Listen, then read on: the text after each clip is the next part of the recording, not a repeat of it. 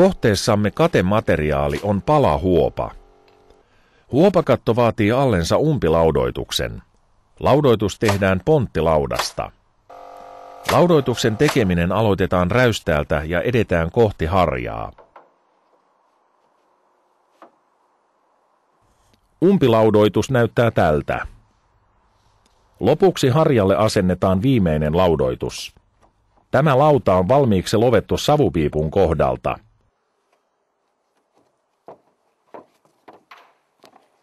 Harjan viimeinen ponttilauta höylätään vinoksi.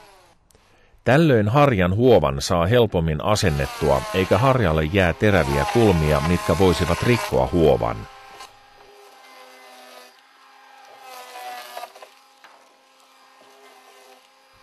Käy lopuksi läpi kaikki harjan kohdat.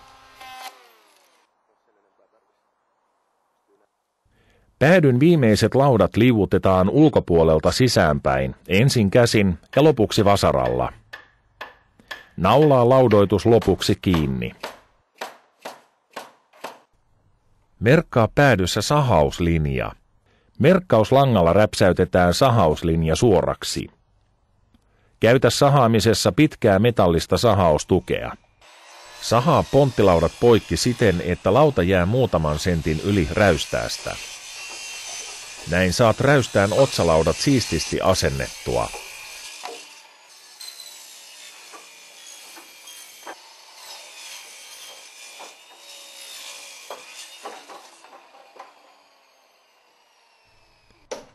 Kun päädystä on ponttilaudat sahattu, asennetaan räystään otsalaudat. Otsalaudat on helppo asentaa tässä vaiheessa, kun katon ympärillä on vielä telineet.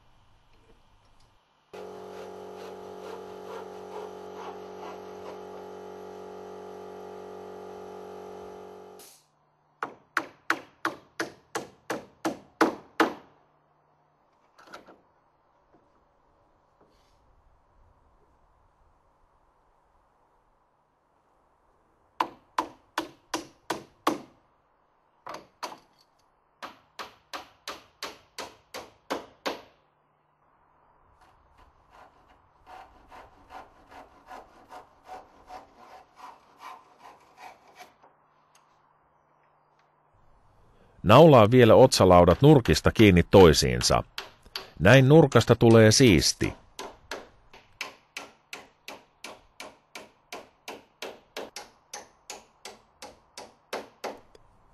Kiinnitä seuraavaksi reunapellit eli tippapellit. Nurkka asennetaan näin.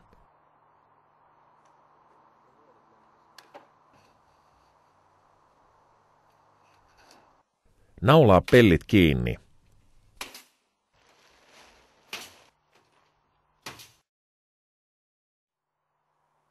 Vielä ennen huovan asennusta asenna kolmiorimat piipun ympärille.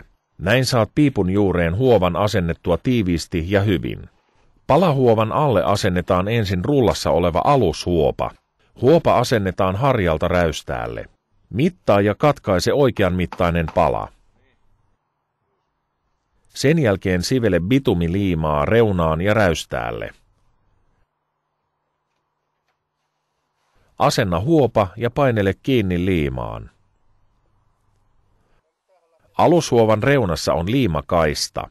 Poista liimakaistan päältä suojapaperi ja naulaa vielä kaistan kohdalta noin 20 cm välein huopa kiinni. Asenna seuraava huopakaista niin, että se tulee edellisen huovan liimakaistan päälle.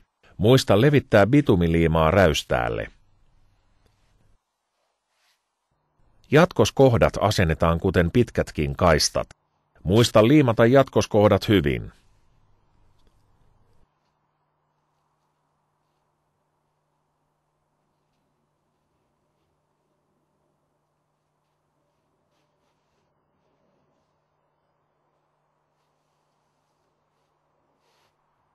Piipun kohdalla nosta huopa kolmioriman verran piipun kylkeen. Käytä bitumiliimaa piipun ympärystässä. Muissa läpivienneissä, esimerkiksi huippuimuri, käytetään valmista läpivientikappaletta. Läpivientikappale liimataan kattoon kiinni bitumiliimalla. Käytä reilusti liimaa, jotta läpiviennestä tulee tiivis.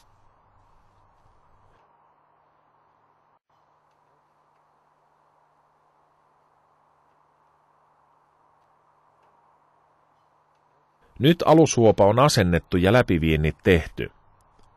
Harja kannattaa tehdä erityisen huolellisesti vesivahinkojen välttämiseksi.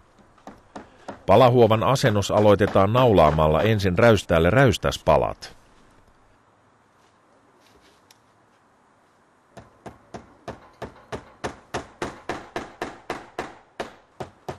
Tämän jälkeen aloitetaan palahuovan asennus vasemmasta alareunasta.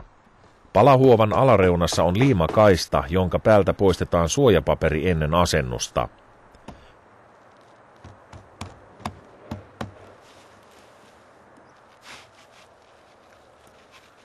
Palahuopa naulataan kiinni yläreunastaan 20 sentin välein. Harjalla palahuopa viedään hiukan harjan yli ja käännetään vastakkaisen lappeen puolelle.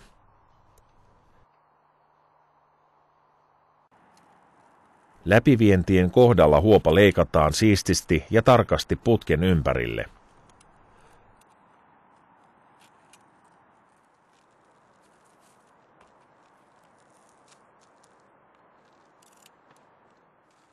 Lopuksi harjalle asennetaan harjapalat. Harjapaloissakin on osittain liimapinta alapuolella, josta täytyy muistaa poistaa suojapaperi ennen asennusta. Harjapala naulataan toiselta sivulta kiinni. Seuraava pala asennetaan edellisen päälle niin, että naulat jäävät piiloon.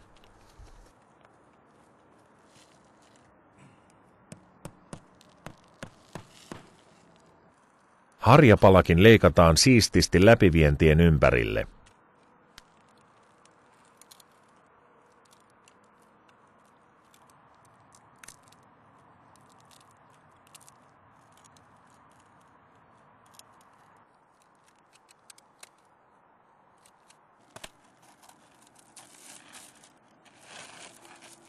Poista liiman suojapaperi vasta kun leikkaus on tehty.